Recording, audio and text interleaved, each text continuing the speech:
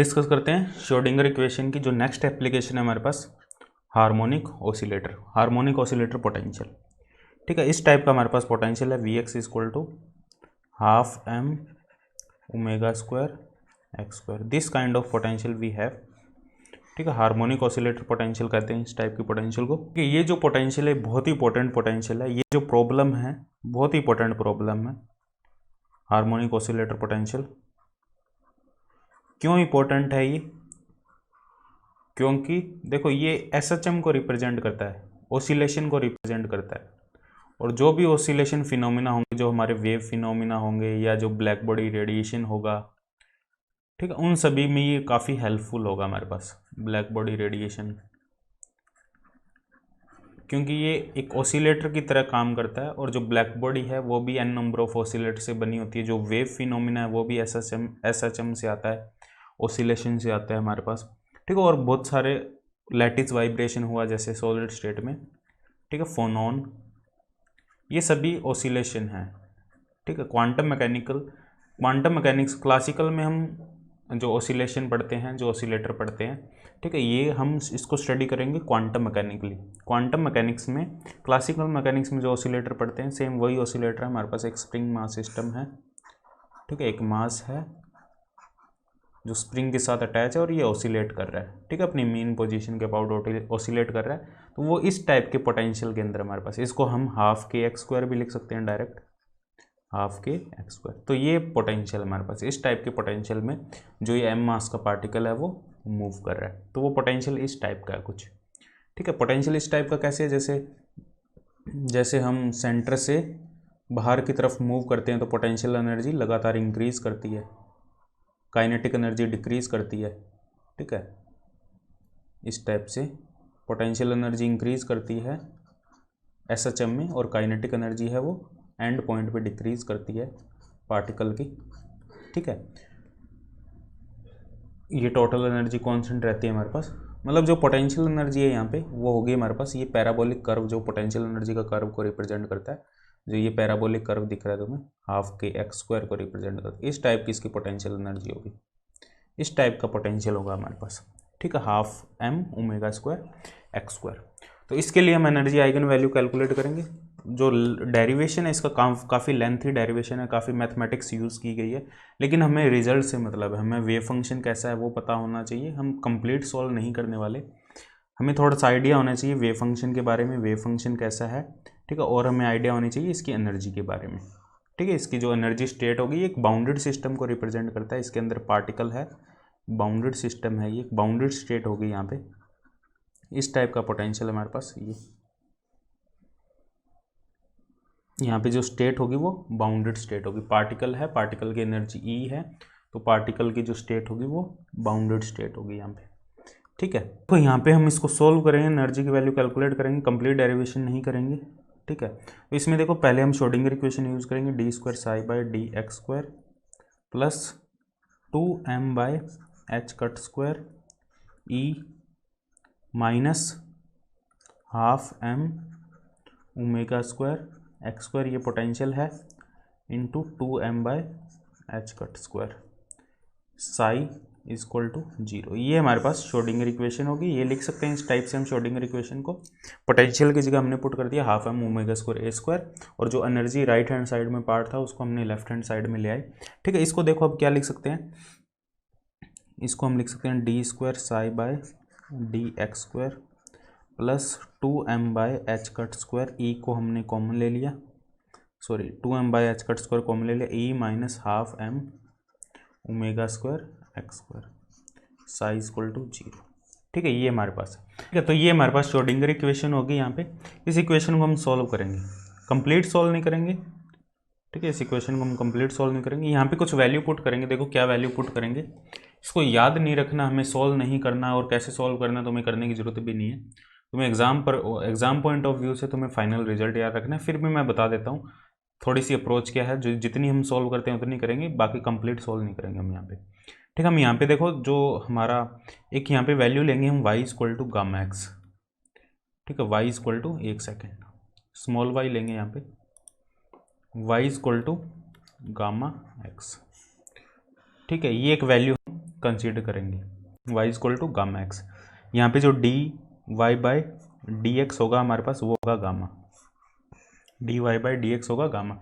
अब यहाँ से देखो जो d psi by d x है उसको हम क्या लिख सकते हैं, d psi by d y into d y by d x. तो इसको d psi by d x को हम लिख सकते हैं gamma d psi by d y. ऐसे ही हम डी स्क्वायर जो psi by d x square है, डबल डेरिवेटिव है साई का, उसको लिख सकते हैं gamma square d psi by d square psi by, ये आएगा डी एक्स स्क्वायर, सॉरी ये आएगा डी वाई, हाँ d square psi by d Y square. अब यहाँ पे जो साई है वो फंक्शन है, देखो हमने पुट कर दिया y को गामा x, मतलब x है यहाँ पे y अपॉन गामा, x है हमारे पास y अपॉन गामा, मतलब जो साई है वो y का फंक्शन है, जो साई है वो यहाँ पे y का फंक्शन है। अब गामा एक कांस्टेंट है, क्या कांस्टेंट है उसकी वैल्यू हम कैलकुलेट करेंगे, ठीक है। गामा एक कांस्टेंट है, y और x में ये रिलेशन ले लिया हमने। अब वो गामा है क्या वो हम कैलकुलेट करेंगे, यहाँ पे क्या है गामा, ठीक है। तो इसकी जगह हम पुट कर देंगे डबल डेरिवेटिव की जगह gamma square d square psi by D Y square plus 2m by H cut square E minus half m omega square. X की जगह हम पुट कर देंगे y square upon gamma square, ठीक है, साई इक्वल टू 0। ये हमारे पास श्रोडिंगर इक्वेशन आ जाएगी। गामा स्क्वायर से डिवाइड कर देंगे d square psi by D Y square plus 2m E by H cut square gamma square minus 2m by H cut square into half m omega square y square upon ये small y है, ठीक है, y square upon gamma to the power 4 psi equal to 0। ये आएगा हमारे पास, 2 से 2 cancel कर दो तो ये आएगा m square omega square h cut square gamma to the power 4 psi और वाई स्क्वायर, ठीक है, 2m E by H cut square gamma square plus D square psi by D Y square equal to 0। ये हमारे पास equation आ जाएगी, ठीक है। अब यहाँ पे गामा हम ऐसा जो गामा कोफिशिएंट है उसकी ये वैल्यू होगी ताकि हमारा जो वाई स्क्वायर है उसके कोफिशिएंट यूनिट हो, ठीक है। जो वाई स्क्वायर का कोफिशिएंट हमारे पास यूनिट होना चाहिए ताकि ये इक्वेशन सोल्व हो जाए। वाई स्क्वायर के जो कोफिशिएंट है वो यूनिट होने चाहिए, मतलब इसका कोफिशिएंट 1 होना चाहिए वाई स्क्वायर का कोफिशिएंट, तभी इस इक्वेशन को हम सोल्व कर पाएंगे। और ये हर्माइट पॉलिनोमियल से हम सोल्व करेंगे, लेकिन तुम्हें इसकी टेंशन लेने की जरूरत नहीं है, ना तुम्हें सोल्व करनी है, तुम्हें बस फाइनल रिजल्ट से मतलब है यहाँ पे, ठीक है, ना हमें ये कंप्लीट सोल्व करनी है, लेकिन फिर भी मैं बता रहा हूँ तुम्हें कैसे हम इसको करेंगे। H cut square gamma square, और गामा स्क्वायर को हम यदि पुट करें, गामा स्क्वायर को यदि हम पुट करें m omega by H cut, यदि गामा स्क्वायर को हम पुट करें m omega by H cut, तो क्या वाई स्क्वायर के कोफिशिएंट यहाँ पे या वाई स्क्वायर के कोफिशिएंट यहाँ पे 1 हो जाएंगे, ठीक है। यदि गामा स्क्वायर को हम पुट करें m omega by H cut तो गामा की पावर 4 क्या हो जाएगा, omega square m square omega square h cut square, तो ये दोनों कैंसिल हो जाएगी। तो हम कह सकते हैं यहाँ पे जो वाई स्क्वायर के जो कोफिशिएंट है वो हमारे पास यहाँ पे क्या हो जाएंगे, 1 हो जाएगा, ठीक है। वाई स्क्वायर का कोफिशिएंट 1 हो जाएगा, तो यहाँ पे ओनली वाई स्क्वायर बचेगा यदि हम गामा स्क्वायर को पुट करें m omega by H cut, या गामा को पुट करें m omega by H cut, ये हमारे पास गामा होगा m omega by H cut, ठीक है, वाई स्क्वायर, और ये आ जाएगा हमारे पास साई इक्वल टू 0, ठीक है।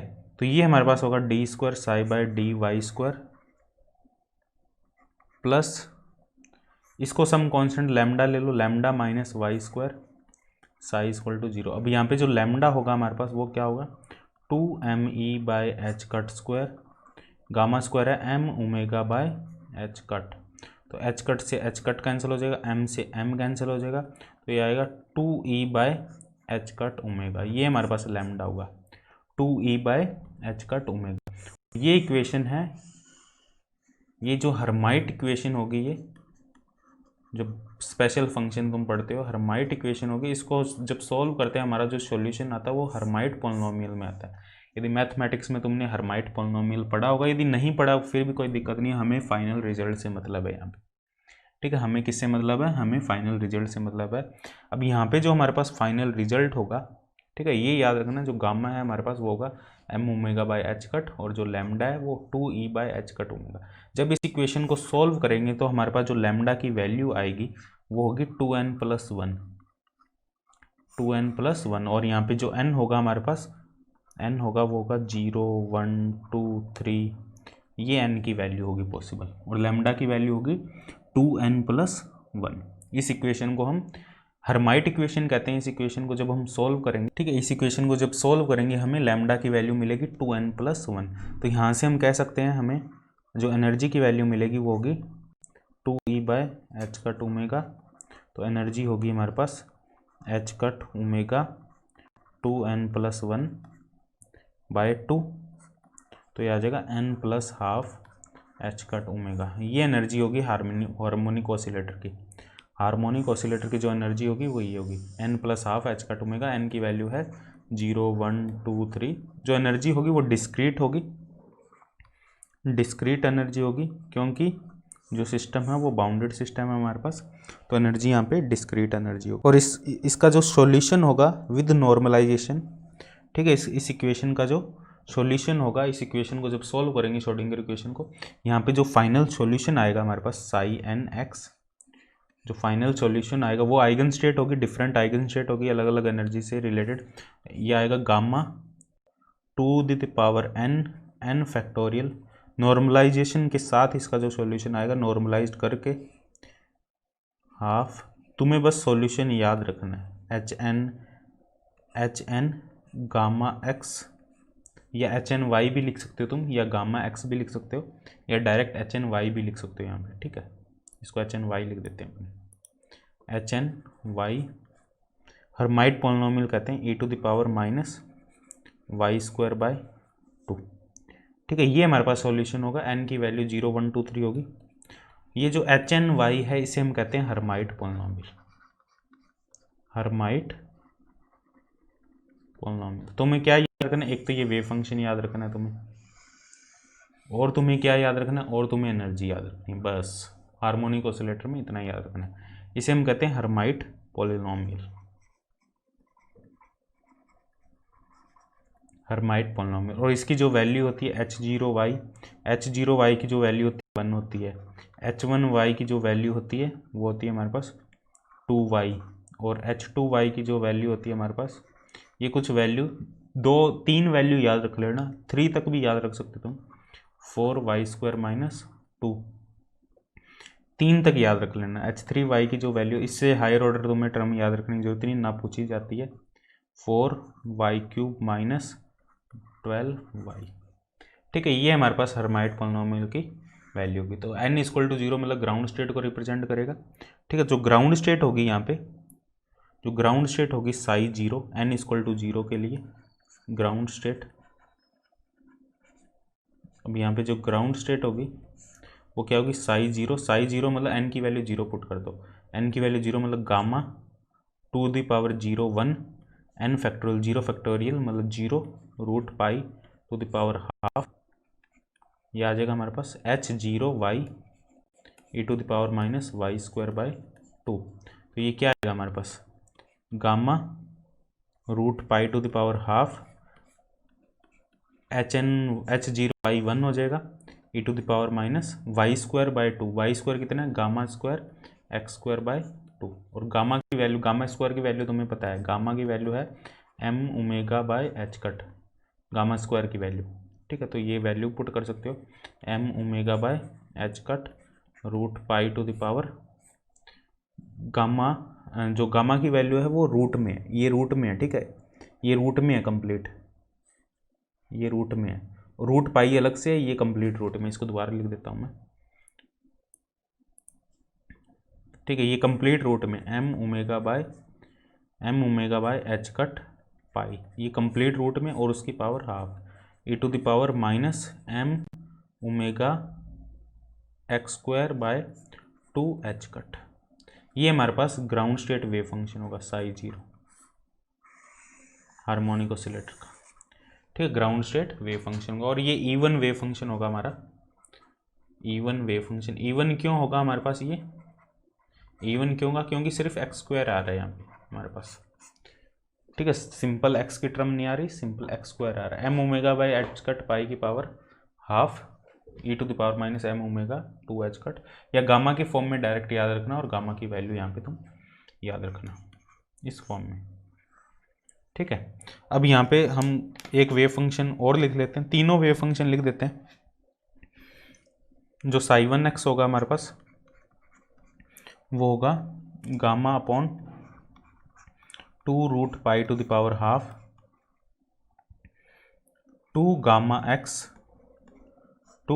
एक्स एक्सपोनेंशियल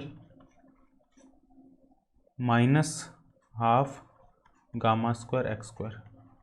देखो हमारे पास जो 2y है ना, ये देखो 2y है h1y हर्माइट पॉलिनोमियल, 2y मतलब 2 गामा एक्स, 2 गामा ये मल्टीप्लाई में x है। ठीक है, ये गामा x का फंक्शन है, मल्टीप्लाई में x है, gamma to the power half by root 2 pi, ये होगा हमारा first excited state wave function. इसको इन जनरल हम ऐसे भी लिख देते हैं कई बार, यदि हम नॉर्मलाइज ना करें इसको, a x e to the power minus gamma square x square by 2, in general ऐसे भी लिख देते हैं जब यदि नॉर्मलाइज ना हो ये। तो इन जनरल इसकी जो फॉर्म होती है वो ये होती है x e to the power minus a x square, ये इसकी फॉर्म होती है पोटेंशियल की जनरल फॉर्म। ठीक है, इस पोटेंशियल की जो जनरल फॉर्म होती है x e to the power minus, इस वेव फंक्शन की जो जनरल फॉर्म होती है वो होती है x e to the power minus a x square. और इसको तुम्हें सॉल्व करना आता है तो तुम नॉर्मलाइजेशन निकाल सकते हो इस कंडीशन। ठीक है, माइनस इन्फिनिटी से इन्फिनिटी में इसकी जो नॉर्मलाइजेशन कंडीशन है तुम कैलकुलेट कर सकते हो। ठीक है, नॉर्मलाइज करके जो इसका नॉर्मलाइजेशन कांस्टेंट है वो कैलकुलेट कर सकते हो। ठीक है, तो इन जनरल इसको हम इस टाइप से लिख सकते हैं। ऐसे ही साई 2x आएगा हमारे पास, ये ऑड वेव फंक्शन होगा हमारे पास क्योंकि इसमें x मल्टीप्लाई में आ रहा है, ये ऑड होगा हमारे पास। ठीक है, x हमारा मल्टीप्लाई में आ रहा है। अब साई 2x क्या होगा हमारे पास, साई 2x होगा हमारे पास gamma upon 8 root pi to the power half, ये हो जाएगा into 4 gamma square x square minus 2 वही exponential minus gamma square x square by 2, ये हो जाएगा हमारा साई 2x। ऐसे ही साई 3x निकाल लेंगे हम, साई 3x। ठीक है, दो या ये हमारी फर्स्ट एक्साइटेड स्टेट होगी, ये सेकंड एक्साइटेड स्टेट होगी, ये होगी सेकंड एक्साइटेड स्टेट, और ऊपर वाली होगी हमारी फर्स्ट एक्साइटेड स्टेट। तो तुम्हें कौन सा, ये सेकंड एक्साइटेड स्टेट तक तुम याद रख लेना। ठीक है, थर्ड वाला भी याद रखने की ज़रूरत नहीं है, वैसे गामा बहुत ही कम चांस होते हैं पूछे जाने के। ठीक है, जब तुम क्वेश्चन करोगे तुम्हें अपने आप आइडिया हो जाएगा किस टाइप के क्वेश्चन बनते हैं। Gamma cube x cube minus 12 gamma x exponential वही सेम, ये हमारे पास वेव फंक्शन होंगे। ठीक है, अब जो फर्स्ट वेव फंक्शन है वो इवन वेव फंक्शन है, सेकंड वेव फंक्शन है ऑड वेव फंक्शन है, थर्ड इवन है, फोर्थ ऑड है। तो इनका जो ग्राफ बनेगा वेव फंक्शन का, जो प्लॉट बनेगा वो इस टाइप से बनेगा। ये प्लॉट बहुत इंपॉर्टेंट है, इनका जो प्लॉट बनेगा, ये हमारा पोटेंशियल हो गया, ये इसका सेंटर पॉइंट हो गया पोटेंशियल का। हमारी जो फर्स्ट एक्साइटेड स्टेट बनेगी, सॉरी जो ग्राउंड स्टेट बनेगी, ग्राउंड स्टेट देखो, ग्राउंड स्टेट जो वेव फंक्शन है वो किस टाइप का है, इस टाइप का है, some constant a to the power minus a x square. तो एक्सटेंड टू इन्फिनिटी पे भी जीरो जाएगा और एक्सटेंड टू माइनस इन्फिनिटी पे भी जीरो जाएगा। ठीक है, और ये हमारे पास जो पोटेंशियल है। ठीक है, और ये जो हमारा जो एनर्जी स्टेट है, एनर्जी आइगन स्टेट है, जैसे इन्फिनाइट पोटेंशियल के केस में हमने किया था, वहाँ पे बाउंड्री पे जो हमारा वेव फंक्शन था जीरो हो जाता था, लेकिन यहाँ बाउंड्री पे वेव फंक्शन जीरो नहीं होगा, फाइनाइट पोटेंशियल का केस है ये। ठीक है, यहाँ पे जो बाउंड्री पे हमारा वेव फंक्शन होगा, जैसे सेंटर पे जीरो नहीं होगा, सेंटर पे मैक्सिमम होगा, सेंटर पे मैक्सिमम होगा हमारा, अलग पेन से बना देता हूँ ये देखो, सेंटर पे हमारा जो वेव फंक्शन है वो मैक्सिमम होगा, जो ग्राउंड स्टेट है सेंटर पे मैक्सिमम होगा, और बाउंड्री पे भी जीरो नहीं होगा, बाउंड्री पे भी ये जीरो नहीं होगा। इसकी कुछ प्रोबेबिलिटी बाहर भी मिलेगी हमें, क्योंकि ये फाइनाइट पोटेंशियल है, इट इज़ फाइनाइट पोटेंशियल। और यहाँ पे जब तुम प्रोबेबिलिटी कैलकुलेट करोगे, यहाँ पे कुछ प्रोबेबिलिटी है वो बाहर वाले रीजन में भी हमें मिलेगी, एक्सपोनेंशियली डिक्रीज करेगा वो। यहाँ ये पोटेंशियल है, ये पोटेंशियल है हमारा, पोटेंशियल है, there is some probability to cross this potential, particle की कुछ प्रोबेबिलिटी होगी कि वो फाइनाइट पोटेंशियल को क्रॉस कर सकता है। ये क्वांटम मैकेनिकली पॉसिबल है, लेकिन क्लासिकल मैकेनिक्स से ये पॉसिबल नहीं है। और जो हमारा first excited state wave function होगा वो x इक्वल टू 0 होगा, पॉजिटिव वैल्यू पे वो कुछ ऐसा आएगा, जब तुम उसकी फॉर्म देख सकते हो, और नेगेटिव वैल्यू पे वो कुछ ऐसा आएगा, जो x into e to the power minus a x square है हमारे पास। ठीक है, ये simple a to the power minus a x square है, और ये है x into e to the power minus a x square. X की पॉजिटिव वैल्यू पे ये पहले इंक्रीज करेगा इसकी स्लोप, फिर ये लगातार डिक्रीज करेगा और एक पॉइंट पे 0 हो जाएगा। इधर ये नेगेटिव में इंक्रीज करेगा, फिर ये डिक्रीज करेगा। ठीक है, ये हमारे पास होगा फर्स्ट एक्साइटेड स्टेट। और ऐसे ही हम second excited state wave function draw कर सकते हैं। सेकंड एक्साइटेड स्टेट हमारे पास क्या है, देखो second excited state wave function क्या है, 4 gamma square x square minus 2। ठीक है, तो ये होगा हमारे पास, ये भी हमारे पास जो सेंटर पे इसकी जो वैल्यू है वो 0 नहीं होगी, लेकिन नेगेटिव होगी, सेंटर में इसकी वैल्यू नेगेटिव होगी, और x की कुछ वैल्यू पे ये 0 होगा, x की कुछ पॉजिटिव और नेगेटिव वैल्यू पे ये 0 होगा। ठीक है, इस टर्म को देख सकते हो तुम, ऊपर वाले टर्म को, x की 2 पॉजिटिव नेगेटिव वैल्यू पे x की कोई एक ऐसी पर्टिकुलर वैल्यू होगी जिस पे ये 0 होगा, लेकिन सेंटर x इक्वल टू 0 पे ये नेगेटिव होगा। तो ये कुछ इस टाइप से बनेगा हमारे पास। ठीक है, इस टाइप से हमारे पास ये बने। अब देखो जैसे जैसे तुम, इसमें एक इंपॉर्टेंट बात ये है, थियोरेटिकली इसको हमें पढ़ना है यहाँ तक।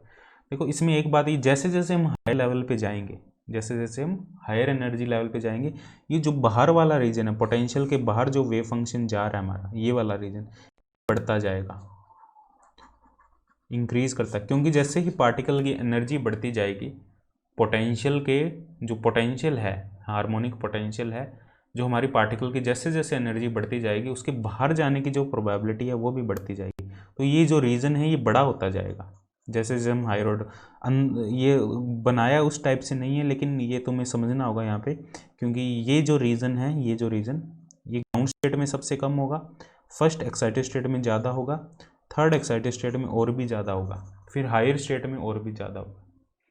ठीक है, तो ये इंक्रीज करता जाएगा। यदि हम प्रोबेबिलिटी का यहाँ पे कर्व ड्रॉ करें, तो प्रोबेबिलिटी में ये भी पॉजिटिव हो जाएगा हमारे पास, ये भी पॉजिटिव हो जाएगा प्रोबेबिलिटी में। ठीक है, ये सब क्वांटिटी पॉजिटिव हो जाएगी प्रोबेबिलिटी में, तो ये हमारे पास वेव फंक्शन होगा। ठीक है, ये प्लॉट होगा इसका। अब यहाँ पे एक बात ये, जो क्लासिकली अलाउड रीजन होगा हमारे पास, classically allowed region, classically allowed region कौन सा होगा हमारे पास, जहाँ पे इसकी जो एनर्जी है वो, जो इसका पोटेंशियल है half m omega square x square, ठीक है, वो इससे कम हो। तो ये हमारा क्लासिकली अलाउड रीजन होगा। यहाँ पे जो x की वैल्यू होगी हमारे पास, वो होगी less than equal to 2 upon M omega square. तो जो पार्टिकल है क्लासिकली, जो क्लासिकल पार्टिकल होगा वो इस एक्स लिमिट को क्रॉस नहीं कर सकता। ठीक है, ये पॉजिटिव नेगेटिव दोनों में होगा, ये मोड होगा बेसिकली, पॉजिटिव नेगेटिव दोनों में होगा। नेगेटिव जो पार्टिकल होगा हमारा वो इसको क्रॉस नहीं कर सकता क्लासिकली, लेकिन quantum mechanically there is some possibility कि वो क्रॉस कर सकता है। ठीक, क्योंकि प्रोबेबिलिटी मिलेगी इस रीजन से बाहर भी, लेकिन क्लासिकल लिमिट होगी हमारे पास, क्लासिकल लिमिट। ठीक है, क्लासिकल लिमिट होगी हमारे पास। और यहाँ पे जो हमें स्टेट मिलेगी वो दोनों पैरिटी की मिलेगी, इवन पैरिटी की भी स्टेट भी मिलेगी और ओड पैरिटी की स्टेट भी मिलेगी। जो ग्राउंड स्टेट होगी वो इवन पैरिटी होगी, first excited state odd parity होगी, और जो एनर्जी आइगन वैल्यू होगी हमारे पास n plus half H cut omega. Ground state energy हमारे पास 0 plus half H cut omega, मतलब हाफ एच कट ओमेगा।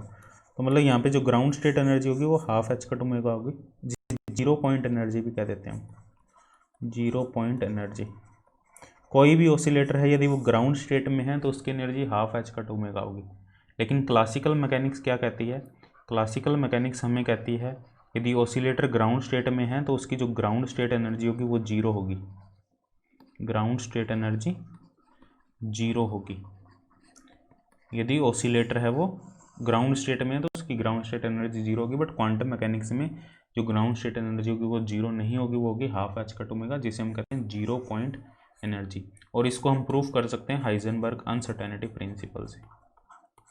इसको हम प्रूव कर सकते हैं हाइजेनबर्ग अनसर्टेनिटी प्रिंसिपल से। हैमिल्टोनियन लेके हम p²/2m + हाफ m ω²x² और एनर्जी का डेरिवेटिव लेके, फर्स्ट डेरिवेटिव लेके, ठीक है, पोजीशन के रिस्पेक्ट में, ठीक है, पोजीशन की वैल्यू रख के पोजीशन की एक वैल्यू आ जाएगी, डेल्टा एक्स की मिनिमम अनसर्टेनिटी आ जाएगी, जिसके लिए जो एनर्जी है वो मिनिमम है हमारे पास, 0 पॉइंट एनर्जी है, वो हम प्रूफ कर सकते हैं, लेकिन प्रूफ करने की हमें ज़रूरत नहीं है। मतलब ये हाइजेनबर्ग अनसर्टेनिटी प्रिंसिपल इस चीज़ को जस्टिफाई करता है 0 पॉइंट एनर्जी को। लेकिन classically there is no energy at zero level, ठीक है, जीरो लेवल पे कोई एनर्जी नहीं होगी क्लासिकली, बट क्वांटम मैकेनिकली यहाँ पे एक एनर्जी होगी जिसे हम 0 पॉइंट एनर्जी कहते हैं। So this is all about the harmonic oscillator. बस इतना ही करना है हार्मोनिक ऑसिलेटर में, और इतना कर लिया तो क्वेश्चन बन जाएंगे आराम से तुमसे, ठीक है। हमें कंप्लीट डेरिवेशन मैथमेटिकल पार्ट करने की जरूरत नहीं है, इतना कर लिया तो क्वेश्चन बन जाएंगे। क्वेश्चन करेंगे तो तुम्हें समझ में आ जाएंगे किस टाइप के क्वेश्चन आते हैं यहाँ पे हार्मोनिक ऑसिलेटर में, ठीक है। IIT जैम लेवल तक का इतना ही है। नेट लेवल में फिर वो लैडर ऑपरेटर वगैरह, जो एनहिलेशन क्रिएशन ऑपरेटर वगैरह, उससे हम हार्मोनिक ऑसिलेटर को सॉल्व करते हैं, वो यहाँ नहीं करेंगे हम IIT जैम में, वो नेट के जो नेट का सिलेबस होगा उसमें हम उसको डिस्कस करेंगे। बात करते हैं हम 3 डायमेंशन प्रॉब्लम की, ठीक है। जैसा कि हमने देखो यहाँ पे डिस्कस किया था जो 3 डायमेंशन पोटेंशियल था, तो बात करते हैं हम 3 डायमेंशन पोटेंशियल के लिए। अभी तक हम जो केस डिस्कस कर रहे थे वो 1 डायमेंशन पोटेंशियल के लिए डिस्कस कर रहे थे, अब हम डिस्कस करेंगे 3 डायमेंशन पोटेंशियल। ये जो 3 डायमेंशन पोटेंशियल होगा ये भी हमारे पास टाइम इंडिपेंडेंट पोटेंशियल होगा, टाइम डिपेंडेंट नहीं होगा, ये टाइम इंडिपेंडेंट पोटेंशियल होगा, ठीक है, टाइम इंडिपेंडेंट होगा। और यहाँ पे जो हमारा जो वेव फंक्शन होगा वो इस फॉर्म में हम लिख सकते हैं, स्टेशनरी स्टेट के फॉर्म में, जैसा कि हमने पहले किया था,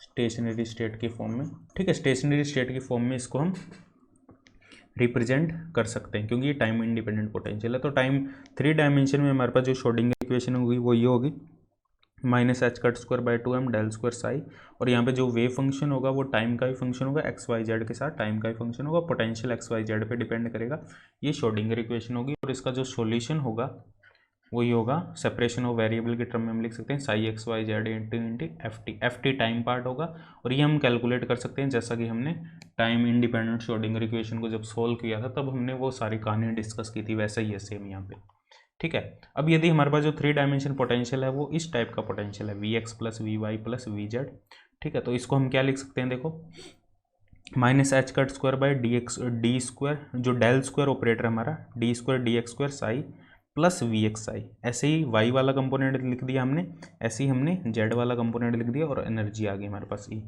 ठीक है। इसको हम लिख सकते हैं Hx, हैमिल्टोनियन, x डायरेक्शन में जो हैमिल्टोनियन है, kinetic energy plus potential energy, y direction में kinetic energy plus potential energy को Hy लिख दिया, इसको हमने Hz लिख दिया, ठीक है, और इक्वल टू E साई, ठीक। अब यहाँ पे जो यदि हमारा potential V = Vx + Vy + Vz है, तो हम जो हमारा वेव फंक्शन है उसको सेपरेशन ऑफ वेरिएबल की टर्म में फर्दर उसको डिवाइड कर सकते हैं, सेपरेशन ऑफ वेरिएबल की टर्म में, x का फंक्शन होगा, कैपिटल Y का फंक्शन होगा, कैपिटल Z का फंक्शन होगा, ये हम सेपरेशन ऑफ वेरिएबल की टर्म में इसको रिप्रेजेंट कर सकते हैं, ठीक है, क्योंकि जो पोटेंशियल है वो इस फॉर्म का है हमारे पास।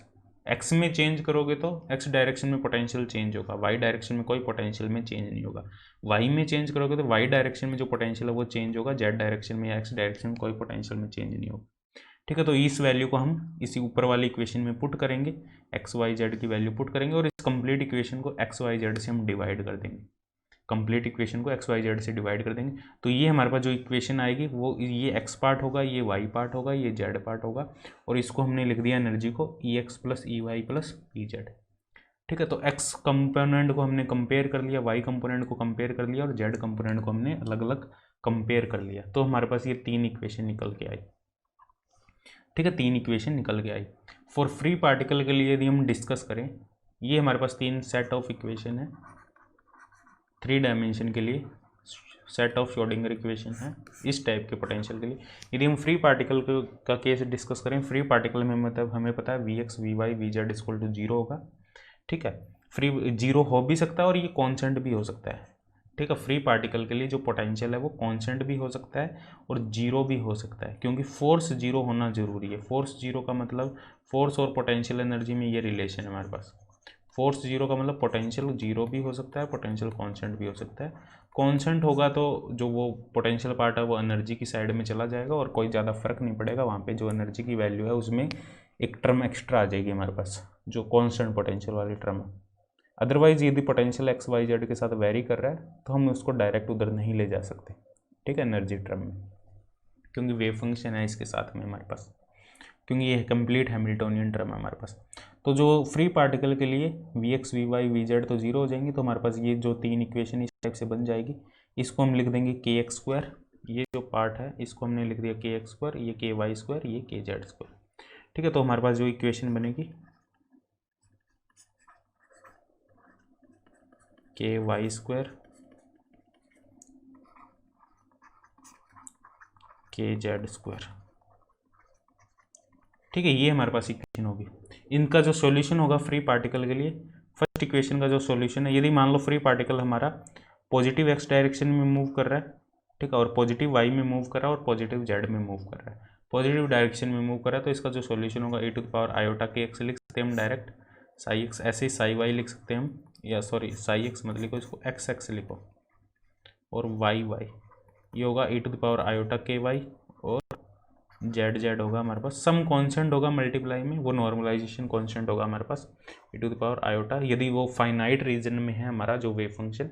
फ्री पार्टिकल फाइनाइट रीजन में नहीं होगा बेसिकली, लेकिन यदि फाइनाइट रीजन की हम बात करेंगे, एक्स वाई जेड की कुछ लिमिट दी होगी हमें, तो हम नॉर्मलाइजेशन कांस्टेंट यहाँ पे निकाल सकते हैं, ठीक है। ये होंगे जो नेट वेव फंक्शन होगा इसका, वो होगा e⁻i के, ये होगा के एक्स, ये होगा के वाई, ये होगा के जेड, तो ये आएगा हमारे पास के डॉट आर, के डॉट आर यहाँ पे होगा हमारे पास के एक्स एक्स, के वाई वाई प्लस के जेड जेड, ये के डॉट आर, ये नेट वेव फंक्शन होगा हमारा फ्री पार्टिकल का थ्री डायमेंशन में, ये हमारे पास वेव फंक्शन होगा, ठीक है। और थ्री डायमेंशन में इसका नॉर्मलाइजेशन कंडीशन हम निकाल सकते हैं, स्फेरिकल कोऑर्डिनेट सिस्टम से निकाल सकते हैं हम, ठीक है, इस टाइप से psi star psi R square sine theta D R D theta D phi minus infinity, जो लिमिट होगी आर की होगी, आर की लिमिट जीरो से आर ले लेना, ठीक है, या जीरो से कैपिटल आर ले लेना, या जीरो से इन्फिनिटी ले लेना आर की लिमिट, और फाई की लिमिट, थीटा की लिमिट जीरो टू पाई, और फाई की लिमिट हमारी जीरो टू टू पाई, और इसको हमें सोल्व करना है, ठीक है, इसको हम सोल्व करेंगे और ये 1 के इक्वल होगा यदि नॉर्मलाइज्ड है। यदि किसी रीजन में कोई रीजन ले हम जीरो से आर, ठीक है, उसमें यदि नॉर्मलाइज्ड हो ये वेव फंक्शन, उस रीजन में पार्टिकल है वो कन्फाइंड हो, तो हम आराम से इसका नॉर्मलाइजेशन कांस्टेंट निकाल सकते हैं। अदरवाइज ये स्क्वायर इंटीग्रेबल हो जाएगा, यदि हम डायरेक्ट माइनस इन्फिनिटी से इन्फिनिटिव लें तो ये स्क्वायर इंटीग्रेबल हो जाएगा, इन्फिनिटिव हो जाएगा, इन्फिनिटिव हमारे पास एग्जिस्ट नहीं करेगा, तो हमें एक लिमिट लेनी पड़ेगी, इस लिमिट के अंदर हमारा पार्टिकल है। तो ये हो गई हमारी फ्री पार्टिकल की इक्वेशन, ठीक है, free particle.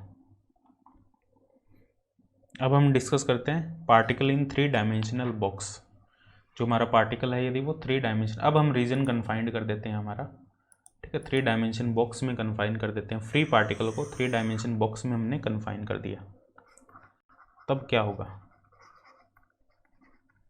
Three dimensional box, यदि एक हमने खाली स्फीयर के अंदर कन्फाइंड कर दिया बॉक्स के अलावा, तो ये हमारा जो स्फेरिकल कोऑर्डिनेट सिस्टम हम यूज़ कर सकते हैं। यदि हम थ्री डायमेंशन बॉक्स के अंदर उसको कन्फाइन कर दें, जो हार्मोनिक पोटेंशियल, जो हाइड्रोजन एटम पोटेंशियल होगा, वो सेम थ्री डायमेंशन इस टाइप का होगा, ठीक है, लेकिन वो वहाँ पे जो पोटेंशियल होगा वो जीरो नहीं होगा, उसके अंदर वो पोटेंशियल सम इंटरेक्शन होगा, फाइनाइट पोटेंशियल होगा वहाँ पे, वो जीरो पोटेंशियल नहीं होगा। यहाँ पे जो केस है वो थोड़ा सा डिफरेंट है, ठीक है। Particle in three dimensional box, इस टाइप का पोटेंशियल है हमारे पास, x y z, zero for a b c, ठीक है, मतलब इनके जो कोऑर्डिनेट है वो अलग अलग लिए हमने एक्स वाई जेड के, मतलब इसकी जो लेंथ विड्थ हाइट है सब अलग अलग है, ए बी एंड सी, इसके अंदर पार्टिकल है और यहाँ पोटेंशियल जीरो है। तो हमारे पास जो वेव फंक्शन होगा आउटसाइड, इसके आउटसाइड वेव फंक्शन जीरो होगा आउटसाइड, क्योंकि पोटेंशियल इन्फिनिटिव है, इस बॉक्स को क्रॉस नहीं कर सकता, पोटेंशियल इन्फिनिटिव है तीनों रीजन में, ठीक है। जो वेव फंक्शन होगा हमारा जीरो होगा। हमारी जो श्रोडिंगर इक्वेशन होगी D square psi by D x square plus D square psi by D Y square plus D square psi by D Z square plus 2m E H cut square psi equal to 0, ये हमारी Schrodinger equation होगी, general Schrodinger equation. और वही separation of variable से यदि साई को हम लिख सकते हैं X X Y Y Z Z, ये हम साई को लिख सकते हैं। और इसको जब सॉल्व करेंगे तो ये वाली इक्वेशन ही आएगी हमारे, जो अभी हमने सॉल्व की ये वाली सेम इक्वेशन आएगी, तीनों इक्वेशन, ठीक है। पोटेंशियल जीरो है यहाँ पे हमारे पास, ठीक है। तो इन तीनों इक्वेशन को हम सॉल्व करेंगे, इन तीनों इक्वेशन को सॉल्व करेंगे तो क्या आएगा हमारे सेम, हमारे पास ये तीन इक्वेशन आएगी, इन तीनों इक्वेशन को हम सॉल्व करेंगे और हमारी जो टोटल एनर्जी होगी e x plus e y plus e z, तीन डायमेंशन में। जो ई एक्स होगा हमने के एक्स स्क्वायर लिखा है 2m E X by H cut square, ऐसे ही हमने के वाई स्क्वायर लिखा है 2m E Y upon H cut square, ऐसे ही हमने ई जेड लिखा है के जेड लिखा है 2m e z upon H cut square. E x e y e z की यहाँ वैल्यू पुट कर देंगे, e x e y and e z की यहाँ पे हम वैल्यू पुट कर देंगे, तो ये आएगा हमारे पास h cut square over 2m k x square plus के वाई स्क्वायर प्लस के जेड स्क्वायर, ये हमारे पास ई होगा, टोटल एनर्जी होगी के एक्स स्क्वायर प्लस के वाई स्क्वायर। या हम ऐसे कह सकते हैं जो हमारा के एक्स स्क्वायर प्लस के वाई स्क्वायर प्लस के जेड स्क्वायर होगा, इन तीनों का जो स्क्वायर सम होगा वो 2m E by H cut square होगा, ये लिख सकते हैं हम इसको डायरेक्ट, ठीक है। तो इसके जो सॉल्यूशन हो गए इस इक्वेशन के, वो अलग अलग इक्वेशन बनेगी हमारे पास। कौन कौन सी इक्वेशन बनेगी, 1 by X D square X by D x square equal to minus K x square, ये फर्स्ट इक्वेशन बनेगी।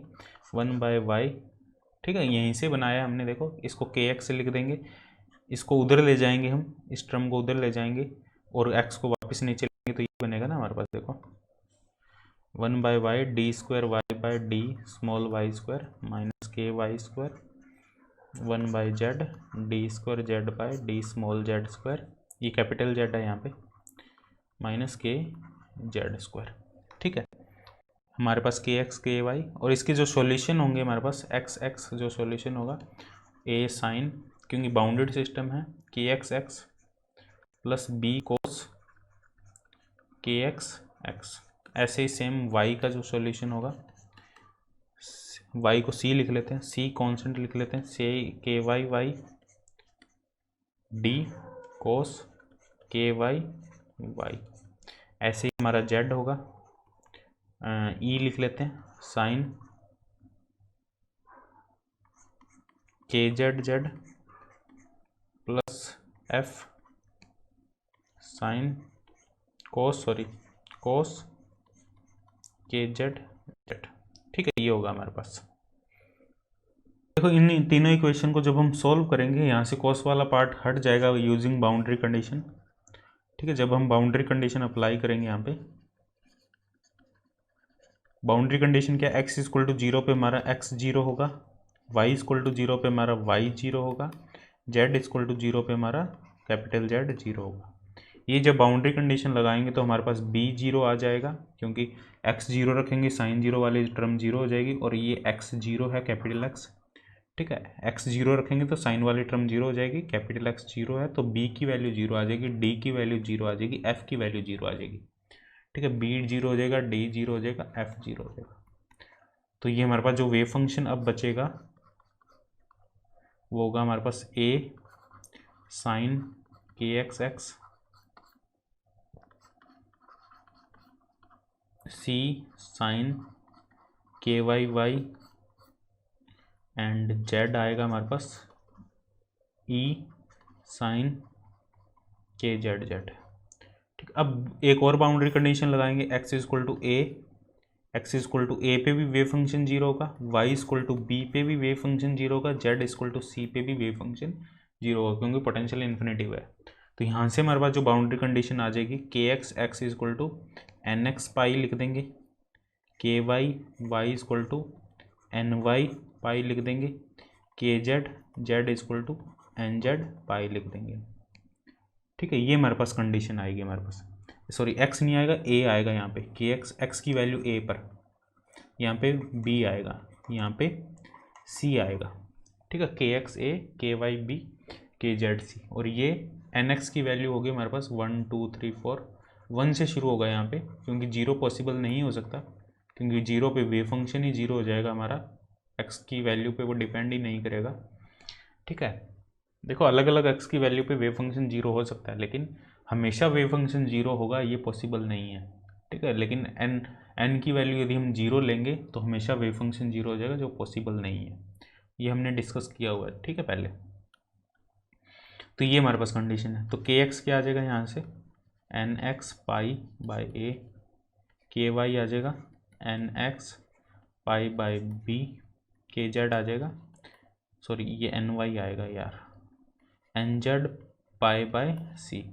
तो हमें ये कंडीशन थी हमारे पास के एक्स स्क्वायर प्लस के वाई स्क्वायर प्लस के जेड स्क्वायर, ये क्या कंडीशन थी हमारे पास, ये किसके इक्वल था हमारा, देखो ये ऊपर लिखा था हमने, ये रहा, ई स्क्वायर के, 2m e by H cut square के, 2m e by H cut square के। तो ई क्या आ जाएगा हमारे पास, n x square n y square, नीचे a square b square n z square c square pi square h cut square over 2m। ये हमारे पास एनर्जी आ जाएगी 3 डायमेंशन के लिए, जो किस पे डिपेंड करेगी, एन एक्स एन वाई और एन जेड पे। ठीक है, तीनों पे डिपेंड करेगी। और जो वेव फंक्शन आएगा हमारा, यदि हम इसको नॉर्मलाइज करेंगे स्टेट को, इन स्टेट को हम नॉर्मलाइज करेंगे तो हमारे पास जो वेव फंक्शन आएंगे वही सेम जैसे हमने पहले निकाले थे, 1 डायमेंशन इन्फिनिटी 1 डायमेंशन पोटेंशियल में, √2/a sine n x pi x by A, k x की वैल्यू पुट कर देंगे, ऐसे ही हमारे पास y आ जाएगा √2/b, क्योंकि लेंथ अलग अलग है, ऐसे ही आ जाएगा हमारे पास √2/a sine n Z pi z by c. अब जो टोटल वेव फंक्शन होगा वो इनका मल्टीप्लिकेशन होगा, टोटल वेव फंक्शन साई होगा, वो होगा √2/a बी सी 2√2, क्योंकि √2 इंटू √2 इंटू √2 2√2 हो जाएगा, √a/b/c sine n x pi x by a sine n y pi y by b sine n Z pi z by c. ये हमारे पास total wave function होगा। ठीक है, ये हमारे पास टोटल वेव फंक्शन होगा। अब यदि हमारे पास जो हमें जो ये 3 डायमेंशन हमें ये जो पोटेंशियल दिया है, ठीक है, ये जो 3 डायमेंशन पोटेंशियल दिया है, बॉक्स दिया है 3 डायमेंशन, यदि ये क्यूब टाइप में हो, क्यूब टाइप में मतलब ए बी सी की वैल्यू यदि सेम हो, ए बी सी की वैल्यू सेम हो, या एल मान लो इसको, या ए मान लो, ए बी सी जो तीनों लेंथ है उनकी वैल्यू सेम हो, क्यूब हो, क्यूबिक पोटेंशियल हो, क्यूबिक पोटेंशियल हो, तो यहाँ पे जो वेव फंक्शन होगा हमारा वो होगा 2√2, और यहाँ पे आ जाएगा एल की power a b c l cube l की पावर 3/2, ये आ जाएगा हमारे पास sine n x pi x by l sine n y pi y by l sine n Z pi z by l, ये आ जाएगा हमारे पास वेव फंक्शन। ठीक है, 2√2 एल की पावर 3/2, और जो एनर्जी होगी हमारे पास n x square plus n y square plus n z square, ये बहुत इंपॉर्टेंट फॉर्मूला है, pi square h cut square over 2m a square, pi square h cut square over 2m a square. ठीक है, sorry हाँ 2m L square लिखो, इसको ए square मत लिखो, एल स्क्वायर लिखो, वो बार बार ए लिख रहा है हम। ठीक है, हमने काफ़ी बार इसको एल लिखो, एल स्क्वायर लिखो, इसको ए स्क्वायर मत लिखो, क्योंकि L लेंथ ली हमने। तो ये हमारे पास एनर्जी का फॉर्मूला होगा। ठीक है, अब यहाँ पे हम इसके एनर्जी लेवल ड्रॉ करते हैं। ठीक है, 3 डायमेंशन के, और हम डिस्कस करते हैं कौन से एनर्जी लेवल है जो डीजनरेट होंगे हमारे पास, कौन से नॉन डीजनरेट होंगे। ठीक है, जो NX NY और NZ की जो वैल्यू है हमारे पास वो 1 2 3 पॉसिबल, ये सभी वैल्यू हो सकती है। 1 से स्टार्ट होगी, 1 2 3 4 5। तो सबसे जो लोवेस्ट लेवल होगा हमारे पास वो होगा हमारे पास साई 1 1 1। ठीक है, सबसे लोवेस्ट लेवल, इसको ऐसे लिख देते हैं साई 1 1 1। साई 1 1 का मतलब NX 1 है, NY 1 है, NZ 1 है। ठीक है, तो ये जो वेव फंक्शन होगा यहाँ पे साई 1 1 का मतलब है यहाँ पे आएगा 2√2 by L cube sine pi x by L sine pi y by L sine pi z by L। ठीक है, NX NY और NZ को 1 1 लिख दिया हमने, तो साई 1 1 लिख सकते हैं हम डायरेक्ट। ठीक है, ये हमारा वेव फंक्शन होगा। ठीक है, जो ग्राउंड स्टेट होगी, सबसे लोअर स्टेट होगी, और यहाँ पे जो हमारी डीजनरेसी होगी, डीजनरेसी यहाँ पे हमारी होगी 1। कोई डीजनरेट स्टेट नहीं होगी, सिंगली डीजनरेट होगी ये, एक ही एनर्जी पॉसिबल होगी, ये एक स्टेट ही है, एक ही एनर्जी पॉसिबल है। ठीक है, और इसमें जो टोटल नंबर ऑफ इलेक्ट्रॉन होंगे इस स्टेट के अंदर, टोटल नंबर ऑफ इलेक्ट्रॉन वो कितने होंगे, 2 टोटल नंबर ऑफ इलेक्ट्रॉन, क्योंकि फर्मियोन्स पार्टिकल है, पॉली एक्सक्लूजन प्रिंसिपल को फॉलो करेंगे। ठीक है, तो 2 इलेक्ट्रॉन होंगे, एक स्पिन अप एक स्पिन डाउन। ठीक है, ये हमारे पास नंबर होगा। और एनर्जी कितनी होगी, एनर्जी होगी हमारे पास जो फॉर्मूला है हमारे पास ENX² plus NY² plus NZ², और जो बाकी टर्म है हमारे पास π² H² 2mL²। इसको E0 मान लेते हैं अपने, ये आएगा 3E0, जो एनर्जी होगी 3E0। ऐसे ही हम यदि सेकेंड स्टेट की बात करें तो आएगा 1 2 1 1 2 1 1 2 2 2 1 सॉरी 1 1 2 1 1 2 और साई 1 2 1 1 1 2 2 1 1। ठीक है, ये हमारी सेकंड स्टेट होगी, और ये ट्रिपली डीजनरेट होगी। इसकी जो डीजनरेसी 3 होगी। टोटल इलेक्ट्रॉन इसमें टोटल 6 इलेक्ट्रॉन होंगे, हर एक स्टेट में 2 इलेक्ट्रॉन होंगे, 3 स्टेट है। और एनर्जी कितनी होगी इसकी 4 + 1 + 1 6E0, 6E0 एनर्जी होगी यहाँ पे। ठीक है, N2² + 1² + 1² इंटू E0, तो कितनी होगी 4 + 1 6E0। ठीक, फिर इसके बाद आएगा हमारे पास जो स्टेट आएगी वो आएगी साई 2 2 1 2 2 1 साई 2 1 2 साई 1 2 2। ये स्टेट क्यों आएगी, साई 2 2 2 क्यों नहीं आ सकती, साई 1 2 2 क्यों आएगी, क्योंकि एनर्जी की वैल्यू है 1 2 2 के लिए 2 2 2 से काफ़ी कम होगी। ठीक है, इसलिए ये स्टेट पहले आएगी हमारे पास, जिसकी एनर्जी पहले कम होगी वो एनर्जी स्टेट पहले आएगी। इसमें भी टोटल डीजनरेसी 3 होगी, 3 स्टेट मिल रही है हमें, 3 कॉम्बिनेशन मिल रहे हैं, टोटल नंबर ऑफ इलेक्ट्रॉन 6 होंगे, और जो एनर्जी है 4 + 4 8 और 1 9 9E0। इसकी जो एनर्जी होगी वो होगी 9E0। ठीक है, एनर्जी होगी हमारे पास 9E0।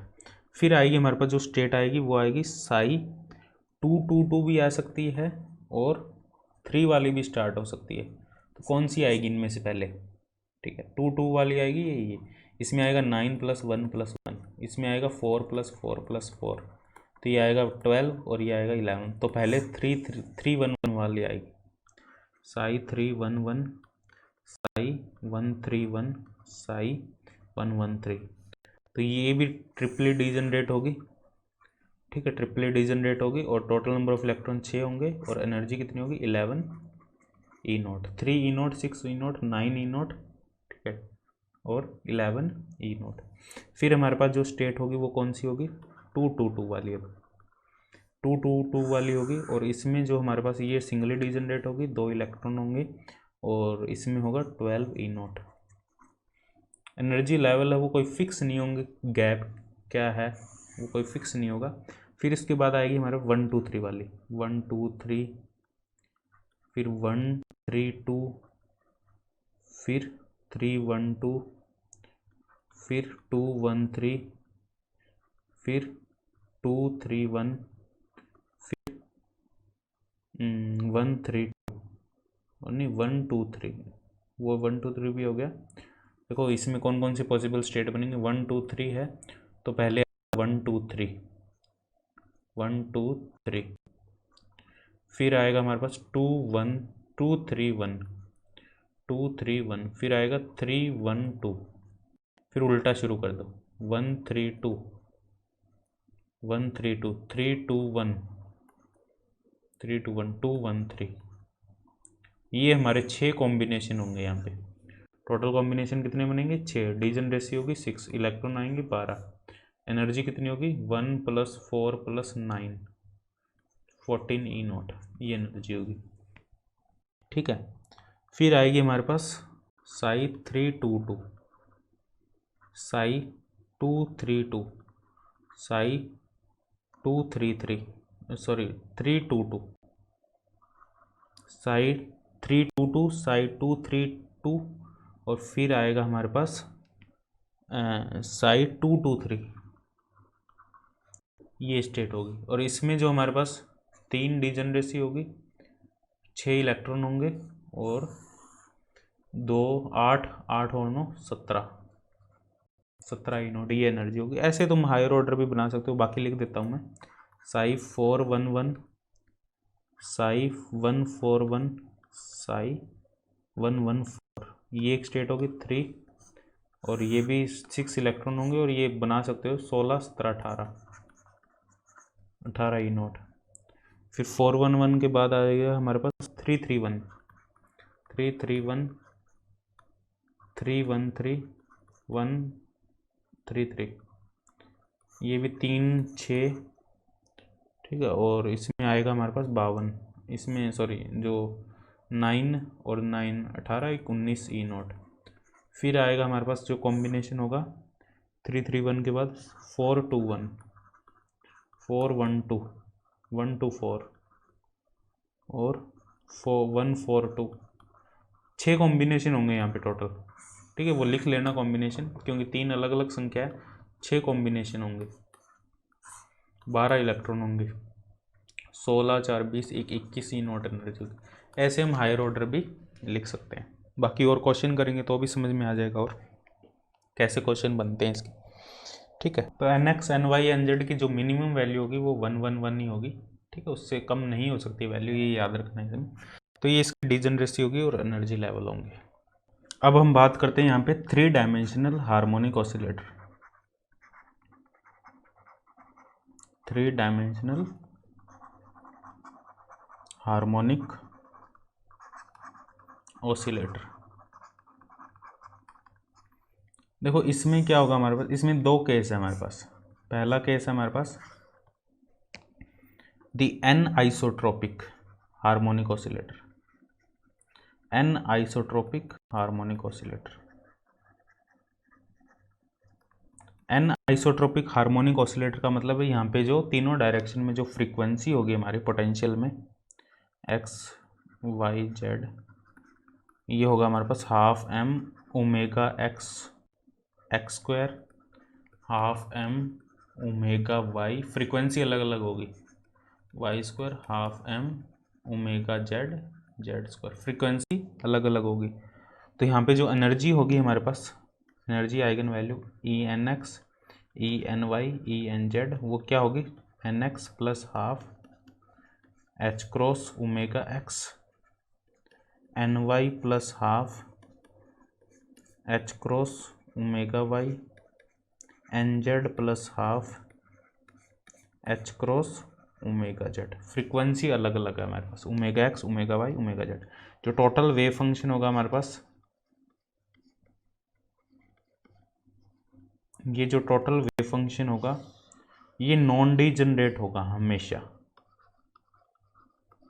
कभी भी यहाँ पे डीजनरेसी नहीं आएगी, क्योंकि ओमेगा एक्स ओमेगा वाई और ओमेगा जेड की वैल्यू अलग अलग है। तो कभी भी यहाँ पे डीजनरेसी हमारे पास नहीं देखने को मिलेगी। ठीक है, डीजनरेसी देखने को नहीं मिलेगी। जो सभी की सभी स्टेट होगी यहाँ पे वो नॉन डीजनरेट स्टेट होगी, ठीक है, क्योंकि जो स्टेट है हमारे पास वो भी ओमेगा पे डिपेंड करती है, omega x, omega Y, omega Z पे डिपेंड करती है। क्योंकि जो ग्राउंड स्टेट की यदि हम बात करें तो वो क्या होती है हमारे पास, half root pi gamma root pi half to the power minus gamma x square by 2। और यहाँ पे जो गामा होता है वो होता है M omega by gamma square होता है M omega by H cut. तो गामा की अलग अलग वैल्यू होगी, omega x, omega Y, omega Z, सभी के लिए गामा की अलग अलग वैल्यू होगी, ठीक है। तो जो वेव फंक्शन है वो नॉन डीजनरेट वेव फंक्शन, इसे हम कहेंगे an isotropic harmonic oscillator 3 dimension. जो सारी की सारी स्टेट होगी वो नॉन डीजनरेट स्टेट होगी, कहीं भी डीजनरेसी यहाँ पे नहीं आएगी, ठीक है। कोई भी सिमेट्री नहीं है, इट इज़ एन आइस, कोई भी यहाँ पे सिमेट्री नहीं है, इसलिए इसको एन आइसोट्रोपिक भी हम कह देते हैं। सेकंड है हमारे पास आइसोट्रोपिक, ये इंपॉर्टेंट है, आइसोट्रोपिक हार्मोनिक ऑसिलेटर। आइसोट्रोपिक में क्या होगा हमारे पास, जो ओमेगा एक्स, ओमेगा वाई और ओमेगा जेड है वो ओमेगा के इक्वल होगा, फ्रीक्वेंसी यहाँ पे सेम होगी। तो एनर्जी आइगन वैल्यू हमारे पास एन एक्स, एन वाई और एन जेड, जो एनर्जी होगी वो होगी n x plus n y plus n z plus 3/2। सभी को ऐड कर देंगे, omega h cross omega common आ जाएगा सभी में। ऊपर वाले में ओमेगा कॉमन नहीं आ सकता था क्योंकि ओमेगा की वैल्यू अलग अलग थी। तो यहाँ पे डीजनरेसी का केस बनेगा हमारे पास, जो स्टेट होगी यहाँ पे वो डीजनरेट स्टेट होगी, ठीक है। और यहाँ पे हम डीजनरेसी को रिप्रेजेंट करते हैं अलग अलग स्टेट के लिए। पहले हम बात करते हैं यहाँ पे, देखो एन की जो यहाँ पे मिनिमम वैल्यू है, एन एक्स, एन वाई और एन जेड की जो मिनिमम वैल्यू है 0 हो सकती है, 0 1 2 3, 0 से शुरू हो सकती है यहाँ पे, ठीक है। 0 ग्राउंड स्टेट होगी, 1 फर्स्ट एक्साइटेड स्टेट होगी, सेकंड जो हमारी सेकंड एक्साइटेड स्टेट होगी 2, ठीक है, n equal to 2 second excited state होगी। तो 0 यहाँ पे पॉसिबल है। तो यहाँ पे ग्राउंड स्टेट होगी, ग्राउंड स्टेट में एन एक्स 0 होगा, एन वाई 0 होगा और एन जेड 0 होगा। मतलब जो टोटल n है, टोटल n को मान लो n x plus n y plus n z, वो 0 के इक्वल होगा, ठीक है। तो इसको हम डायरेक्ट ऐसे भी लिख सकते हैं 0 0 0, ऐसे भी लिख सकते हैं स्टेट को, ठीक है। और यहाँ पे जो डीजनरेसी होगी, डीजनरेसी को जी से लिखते हैं हम, जी एन से, ठीक है। तो डीजनरेसी यहाँ पे होगी हमारी 1, कोई डीजनरेसी नहीं होगी, एक ही सिंगल स्टेट होगी, ठीक है। और जो एनर्जी आएगी हमारे पास ग्राउंड स्टेट एनर्जी, वो क्या आएगी 3/2 एच कट ओमेगा। यहाँ पे जो ग्राउंड स्टेट एनर्जी होगी हमारे पास वो होगी 3/2 एच कट ओमेगा, ठीक है, एनर्जी। और यदि हम फर्स्ट एक्साइटेड स्टेट की बात करें, यहाँ पे जो फर्स्ट एक्साइटेड स्टेट होगी हमारे पास वो होगी 1 0 0 1 0 0, और इसको ऐसे भी लिख सकते हैं 0 1 0 और 0 0 1। और यहाँ पे जो हमारे पास n की वैल्यू होगी, n की वैल्यू कितनी होगी, टोटल n की वैल्यू 1, टोटल n की वैल्यू 1 होगी। जी एन हमारे पास डीजनरेसी 3 होगी यहाँ पे, ठीक है, डीजनरेसी 3 होगी। और जो एनर्जी वैल्यू होगी हमारे पास वो क्या होगी 5/2 एच कट ओमेगा। इसके बाद जो नेक्स्ट स्टेट होगी हमारे पास वो होगी, अब देखो या तो 1 1 0 लिख लो या 2 0 0 लिख लो, ठीक है, दोनों एक ही है। यहाँ पे 1 1 0 1 0 1 1 0 1 1, या तो ये लिख लो, या 2 0 0 2 0 2 0 2 सॉरी 2 0 0, या लिख सकते हैं इसको 0 2 0 या 0 0 2। ये दोनों, ये तीन, इनकी एनर्जी सेम होगी इन स्टेट की, ठीक है। यहाँ पे n की जो वैल्यू होगी हमारे पास वो होगी 1 और 1 2, जो टोटल n की वैल्यू वो होगी 2। और डीजनरेसी यहाँ पे 6 होगी, 1 1 0 और 2 0 0, यहाँ पे डीजनरेसी 6 होगी। और एक स्टेट में 2 इलेक्ट्रॉन आ सकते हैं, नंबर ऑफ इलेक्ट्रॉन भी तुम कैलकुलेट कर सकते हो। तो ये होगा हमारे पास जो एनर्जी होगी हमारे पास 7/2 एच कट ओमेगा। और ये कितने डीजनरेट होगी 6, मतलब इसकी जो डीजनरेसी होगी वो 6 होगी। जो नेक्स्ट स्टेट है हमारे पास n equal to 3, total n equal to 3।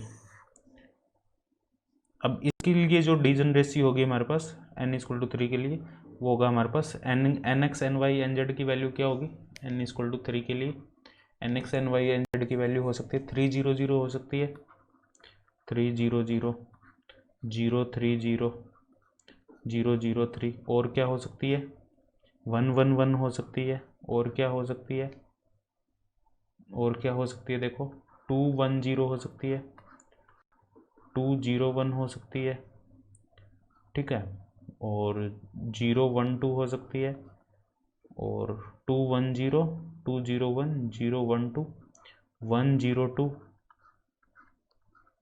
ठीक है, और 120 और एक स्टेट और आएगी यहाँ पे 1, हाँ 1 आ गया 2 बार, 2 भी 2 बार आ गया, 021, ठीक है। ये हमारे पास 6 स्टेट, 6 और एक 7 और 3 10, टोटल 10 स्टेट। क्या और भी होगी यहाँ पे कोई पॉसिबल, 300 ले ली, 111 ले ली, 21 ले ली, ठीक है, 22 नहीं हो सकता यहाँ पे, 3 और कोई पॉसिबल नहीं है। तो टोटल यहाँ पे जो डीजनरेसी होगी हमारी वो होगी यहाँ पे n की वैल्यू 3 होगी, टोटल डीजनरेसी 10 होगी। तो ये आएगा हमारे पास, कितना आएगा ये हमारे पास 3 और 3 मतलब 6 9/2 h क्रॉस ओमेगा, ठीक है, ये आएगा हमारे पास 9/2 h क्रॉस ओमेगा। डीजनरेसी का एक जनरल फॉर्मूला भी हम यहाँ से लिख सकते हैं, देखो n की वैल्यू 2 के लिए 6 आ रहा है, तो इसको लिख सकते हैं n+1 n+2/2, ये डीजनरेसी का जनरल फॉर्मूला। n की वैल्यू यदि 2 रखोगे, G2 n की वैल्यू 2 रखोगे तो 3 × 4/2, तो कितना आएगा 6, n की वैल्यू 3 रखोगे 4 × 5/2 तो आएगा 10, n की वैल्यू 4 रखोगे, n की वैल्यू 4 क्या आएगा हमारे पास 4 + 1 5 × 6/2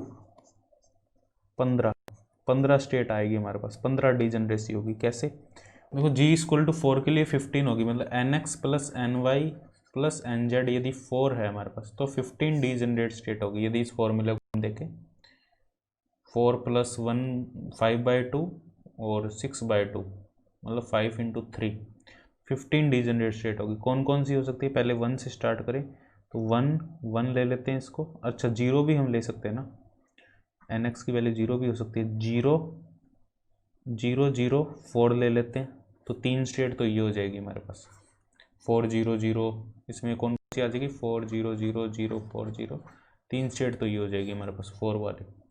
फिर हम कंसिडर कर लेते हैं 3 1 वाली, 3 1 0 3 1 0 3 0 1, ये तीनों अलग अलग नंबर है, 3 भी अलग है 1 भी अलग है 0, तो ये 6 स्टेट ये हो जाएगी हमारे पास 3 1 0 वाली, ठीक है, क्योंकि ये ऐड करेंगे तो 4 आएगा, ये 6 स्टेट होगी हमारे पास टोटल, क्योंकि तीनों नंबर अलग अलग है, तीनों नंबर अलग अलग है तो वहाँ पे 6 आएगा हमारे पास।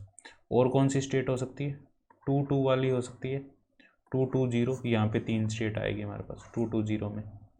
और कौन सी हो सकती है 2 2 0 के अलावा 1 2 1 1 2 1 वाली हो सकती है, ठीक है, या 2 1 1 या 1 2 1 सॉरी 1 1 2, 3 स्टेट ये आएगी हमारे पास, तो कितनी होगी 6 3 9 9 3 12 3 15, ये हमारे पास पॉसिबल स्टेट होगी।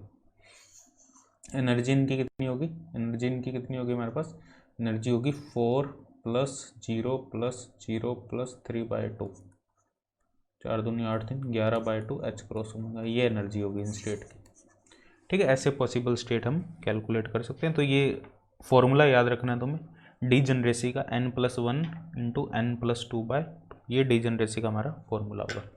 तो ये हार्मोनिक ऑसिलेटर 3 डायमेंशन में हमारा कंप्लीट हो चुका है, ठीक। अब हम डिस्कस करेंगे जो क्वेश्चंस सारे डिस्कस करेंगे हम। 2 डायमेंशन का केस जो पोटेंशियल का है वो सेम 1 डायमेंशन के जैसे ही होगा, सॉरी 3 डायमेंशन के जैसे ही होगा जो 2 डायमेंशन का केस आता है हमारे पास। बाकी 2 डायमेंशन का और क्वेश्चन में भी क्लियर हो जाएगा, बाकी सेम ही है। अब इनके सारे क्वेश्चन करेंगे अपने जितने भी क्वेश्चन होंगे, ठीक है। 2 डायमेंशन में क्या होगा, जो एनर्जी होगी पार्टिकल की nx² प्लस, यदि हम इन्फिनिटी पोटेंशियल की बात करें π² h² 2m a², ये 2 डायमेंशन की एनर्जी होगी। और जो स्टेट होगी 2 डायमेंशन की √2/a into √2/a sine nx πx/a sine ny πy/a। यदि हम विड्थ सेम माने दोनों में, यदि विड्थ अलग अलग माने फिर यहाँ पे a² यहाँ पे b² आ जाएगा और यहाँ पे a यहाँ पे b आ जाएगा, ठीक है, यहाँ पे a और यहाँ पे b आ जाएगा। यदि विड्थ अलग अलग लें x और y में दोनों में सेम लें तो वो कॉमन आ जाएगा हमारे पास, ठीक है। बाकी सेम है 2 डायमेंशन। ऐसे ही हार्मोनिक ऑसिलेटर में nx + हाफ, यदि आइसोट्रोपिक है हमारे पास ny + half h cut omega, तो ये आएगा nx + ny + 1 h cut omega. यहाँ पे जो डीजनरेसी होगी हमारे पास कौन कौन सी होगी, 0 0 स्टेट होगी एक तो हमारे पास, ग्राउंड स्टेट होगी जो 0 0, ठीक है, ये ग्राउंड स्टेट होगी, डीजनरेसी 1 होगी। एक 1 0 स्टेट होगी हमारे पास, ठीक है, 1 0 स्टेट में जो एनर्जी होगी वो 2h क्रॉस ओमेगा होगी और इसकी डीजनरेसी 2 होगी, ठीक है। n = 1 आएगा यहाँ पे। n क्या है हमारे पास, nx + ny, nx + ny की वैल्यू यदि 1 है तो ये इसमें डीजनरेसी हमारी कितनी होगी, 2 होगी। यदि n की वैल्यू 2 है, 2 कब आ सकता है हमारे पास, n2 कब आ सकता है, जब इन दोनों का nx + ny में या तो 1 1 हो हमारे पास या 2 0 या 0 2, तो डीजनरेसी 3 होगी। तो मतलब डीजनरेसी का इन जनरल जो फॉर्मूला होगा वो होगा n+1, डीजनरेसी का इन जनरल जो यहाँ पे फॉर्मूला होगा वो n+1, ठीक है। इसका हम कॉन्सेप्ट का यूज़ करेंगे, एनर्जी निकाल सकते हो सेम उसी टाइप से जैसे हमने 3 डायमेंशन में कैलकुलेट। ठीक, अब हम इसके डिस्कस करेंगे क्वेश्चन।